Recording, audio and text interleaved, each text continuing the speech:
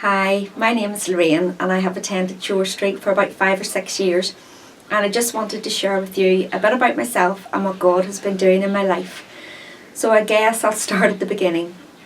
I was born in Belfast, and when I was about 6 we moved to Bangor. I attended church and Sunday school, joined the GB, and when I went to secondary school I joined the Scripture Union as well, and we went away to camps in Scotland. So it was there in 1980 that I made a commitment to God. Unfortunately, after a while I met a few friends and started going out at the weekends and drinking. I met a guy who was 4 years older than me, and I thought it was great that he wanted to be with me. So most weekends were spent going out to the local bars. We were together for about 4 years when I discovered I was pregnant. I was really shocked. This was not what I had planned. I wasn't even 18. I really didn't know how to tell my parents, and I felt so frightened, ashamed, and I really felt that I'd let them down. I tried so hard to hide it, but knew I had to come clean and tell them. It was so difficult to tell them, but they were brilliant, and although they were disappointed, they loved me and supported me throughout my pregnancy. Unfortunately, my partner was not so supportive. I thought that if we got married, things would improve. So we did get married, but nothing changed. And then whenever my son was born, I was really sick. I found myself then living with an alcoholic who cheated on me and mentally and physically abused me too. To everyone I pretended that we had the perfect marriage, but after 4 years I finally got the strength to leave. Throughout all that time I would pray to God asking for his help. I really couldn't understand why this was all happening to me, and to be honest I thought that God really didn't care about me. I thought this was my punishment for getting pregnant so young. And life continued on, and I got a job working in the evenings. There I met a guy that I knew from school. So soon we became an item, and after 3 years we got married. We bought our first home together, and we did live life to the full. Unfortunately I did suffer a few miscarriages and was diagnosed with endometriosis.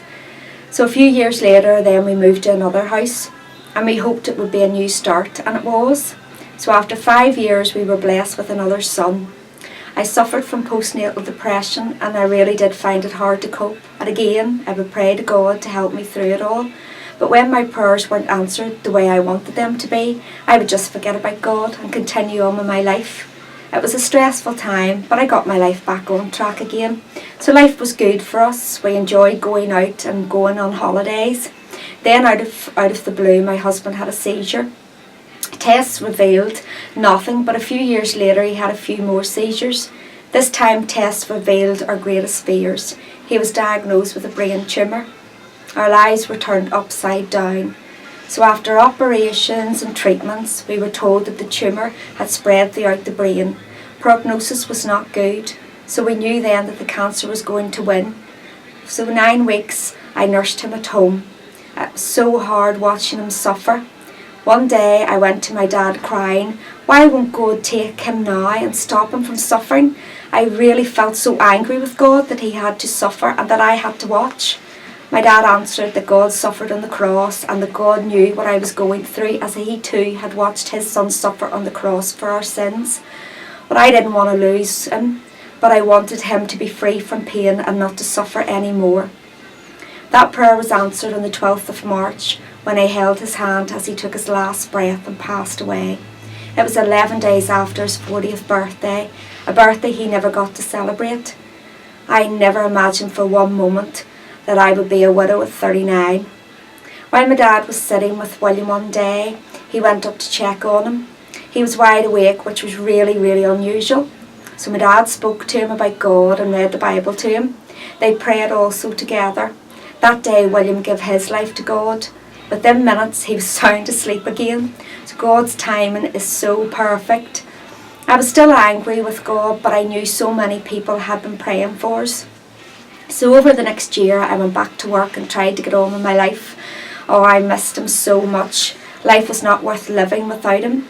I felt I was here just for my sons. I felt I just existed because I had to. I felt so alone and lost. A friend had given me a UCB book, and I started reading it over and over again, along with the Bible verses. And suddenly it all started to make sense. I suddenly realised what was missing. I wanted and needed God back in my life. So that night I prayed and asked him back into my life. Well, nothing seemed to happen overnight, and I must have said that prayer many, many times. But after a few weeks, I realised something had changed. I didn't feel so alone, and I had an inner peace that I had never felt before. I also had hope. Hope for today and hope for the future. Now, don't get me wrong, I still struggle without my husband.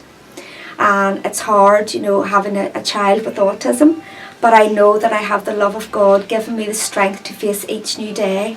And I do believe that everything happens for a reason, and that it's all part of God's great plan.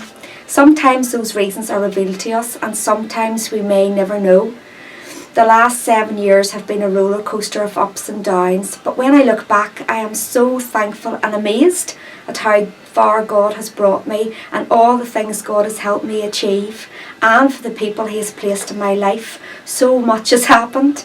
I've changed jobs, and through my job, God has given me many opportunities to encourage, support and share God's love to those who have lost a loved one. I now volunteer at drop-in. I help out in the toddler room in church.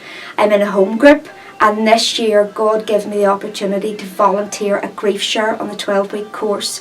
It was so humbling being able to support and encourage others in their journey of grief. Things really have changed. Now God is the first person I think of when I wake and the last person I think of before I sleep. And I am so thankful to God for everything, and I am so thankful that he chose me and that he never gives up on me.